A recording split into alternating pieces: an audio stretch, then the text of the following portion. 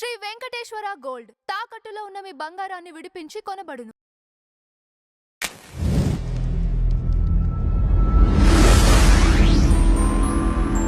Madam నమస్కారం. నమస్తే అండి. మేడం సత్యసాయి బాబా గారి ఆశ్రమానికి మోడీ గారి దగ్గర నుంచి మొత్తం ప్రముఖులందరూ వెళ్ళి అక్కడ సభ నిర్వహించి విరాళాలు ఇచ్చినట్లుగా కూడా తెలుస్తోంది. ఎందువల్ల మేడం అంటే ఆయన జీవిత చరిత్రని చాలామంది ఫాలో అయ్యేవాళ్ళు, ఆయనకి ఇప్పటికీ శిష్యులుగా ఉండి ఉన్నవాళ్ళు ఉన్నారు. దాంతో పాటు ఆయన ఈ నిధుల్ని చాలా వాటికి యూజ్ చేశారు మంచి పనులకి అని ఒకటొచ్చింది డిస్కషన్. అట్లనే కొన్ని ఎలిగేషన్స్ కూడా వచ్చాయి అప్పుడు ఆయన ఉన్నప్పుడే. సో వీటన్నిటిపైన ఏంటి మేడం మీ క్లారిటీ? అంటే ఒక మనిషిలో ఉండే గొప్పతనాన్ని గుర్తిస్తే పక్కనే చెడు అనేది ఉంటుంది, వస్తుంది. ఉండదు, వస్తుంది. సత్యసాయి బాబా గారిది ఇప్పుడు శత జయంతి వేడుకలు చేశారు, 100 సంవత్సరాలు. సత్యసాయి బాబా గారి గొప్పతనం ఏంటండి అంటే మనం మాటల్లో చెప్పలేమంటే ఒక వ్యక్తి తనని మించి చేయటం అంటాం చూడండి, అది చేశాడు ఆయన. ఎక్కడో నిరుపేద కుటుంబంలో పుట్టి సత్యసాయి బాబాగా అవతరించి ఆయన పుట్టపర్తిలో, ఇవాళ పుట్టపర్తికి ఒక అంతర్జాతీయ ఖ్యాతి వచ్చిందంటేనే సత్యసాయి బాబా గారి వల్ల. ఇంకో సంగతి ఏంటంటే ఆయన దగ్గరికి ఎంతో మంది విదేశాల నుంచి వచ్చేవాళ్ళు, కానీ ఆయన ఎప్పుడు విదేశాలు వెళ్ళలేదు, మీకు తెలుసో లేదు. ఒక్కసారి ఆఫ్రికా వెళ్ళారంతే. కానీ ఆయన ఉచిత సేవలు, సత్యసాయి సూపర్ స్పెషాలిటీ హాస్పిటల్ ఇప్పటి వరకు 35 లక్షల మందికి సేవలు అందించింది. కిడ్నీ కావచ్చు, హృదయం కావచ్చు, అట్లా ముఖ్యమైనవన్నీ కూడా సూపర్ స్పెషాలిటీ. అది కూడా మామూలు హాస్పిటల్స్ కాదు.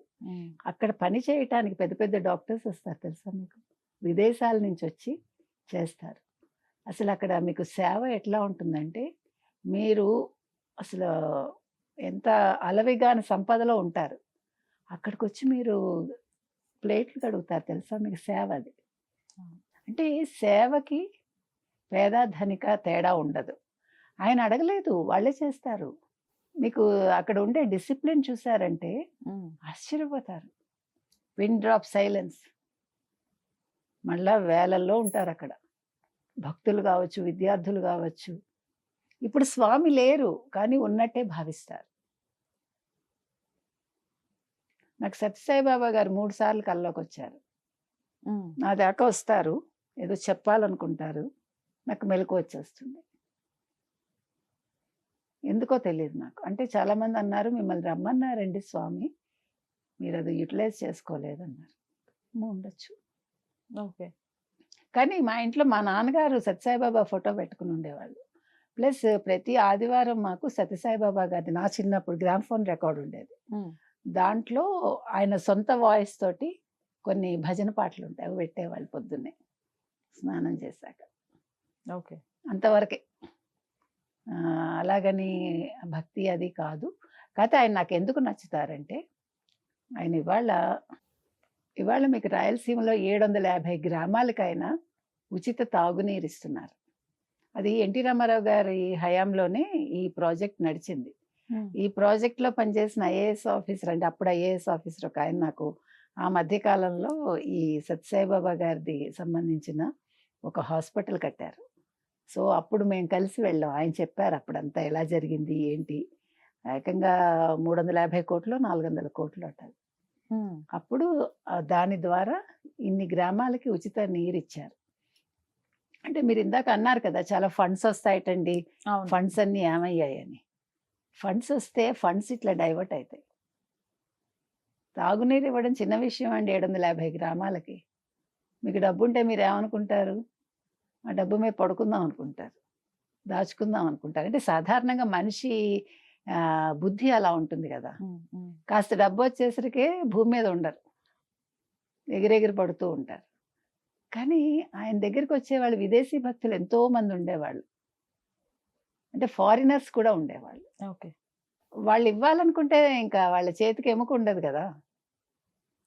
ఇప్పుడు మీరు ఎందుకు అతనిలో ఒక దేవుణ్ణి చూస్తారు, మీరు అతను సాధారణ వ్యక్తే కావచ్చు, కానీ మీకు ఏదో అద్భుతం కనిపిస్తుంది.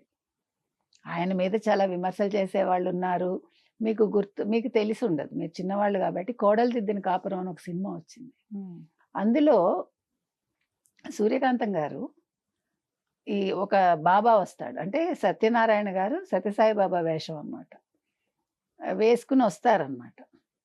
వస్తే ఈవిడ నగలు అవంతా కూడా ఇస్తుందో ఏదో ఆ సినిమా చూశాక బాబా భక్తులకు చాలా కోపం వచ్చింది. అమలాపురం అని మా ఊరది. అక్కడ ఒక డాక్టర్ గారు ఉండేవాళ్ళు, పేరెందుకు కానీ. ఆవిడ ఎంత బాబా భక్తురాలంటే మీరు నమ్మలేరు. అంత బాబా భక్తురాలు కూడా ఆ సినిమా చూసేస్తే పేషెంట్లు రావద్దనేది. అయితే ఇందాక మీరు అన్నారు 100 పాఠశాలలు పైగా ఫ్రీగా విద్య అందిస్తాయి. మీకు 1990లోనే అక్కడ మంచి ఎయిర్పోర్ట్, కమర్షియల్ Okay. ఫ్లైట్స్ వచ్చేవి కాదు కానీ ఫ్లైట్స్. ఎంతమంది బతికారండి పుట్టపర్తిలో, చిన్న చిన్న టిఫిన్ దుకాణాలు పెట్టుకున్నవి. నా ఫ్రెండ్ ఉన్నాడు, చెప్తాడు ఉమ్, ఎన్ని సంవత్సరాలు వాళ్ళకి అక్కడ ఉండేది. కేరళ నుంచి వచ్చి అక్కడ పెట్టుకున్నారు. ఇప్పుడు కూడా నాకు టచ్లో ఉంటాడు అతను. ఉమ్, ఉమ్, అంటే మీరు అనుకుంటారు, ఓ ఈయన వల్ల ఏంటి అని. ఆయన ఒక సాధారణ వ్యక్తి అయినా ఒక దేవుడు అయ్యాక, ఆయన పేరుని ఇవన్నీ వెలిసాక 100 మంది బతుకుతారు దాన్ని ఆవాసంగా చేసుకుని. అంటే సత్యసాయిబాబా గారి వల్ల ఎంతమంది జీవిస్తున్నారో చూడండి. ఇప్పుడు ఊరు పెరగటం అంటే అదే కదండి. ఇప్పుడు ఒక సంస్థ వస్తే సంస్థ చుట్టూ ఊరు పెరుగుతుంది కదా. అట్లాగా ఈయన్ని బేస్ చేసుకుని, సత్యసాయిబాబా గారిని ఆలంబనగా చేసుకుని వీళ్ళందరూ కూడా జీవితంలో ఎదిగారు అద్భుతంగా. Right. అంటే ఆర్థికంగా కూడా నిలదొక్కున్నారు కదా. ఎంతమంది భక్తులండి, అంజలీదేవి గారు, జానకి అది షౌకార్ జానకి గారు, తర్వాత పి సుశీల గారు, ఉమ్. ఎంత భక్తులండి వీళ్ళందరూ. జానకి గారు వాళ్ళ ఇల్లు ఇచ్చేసినట్టున్నారు మద్రాసులో సాయిబాబా గారికి, నాకు గుర్తున్నంత మట్టుకి. అంటే భక్తికి అలవి ఉండదు, దానికి మీరు భక్తికి కొలమానం ఉండదు.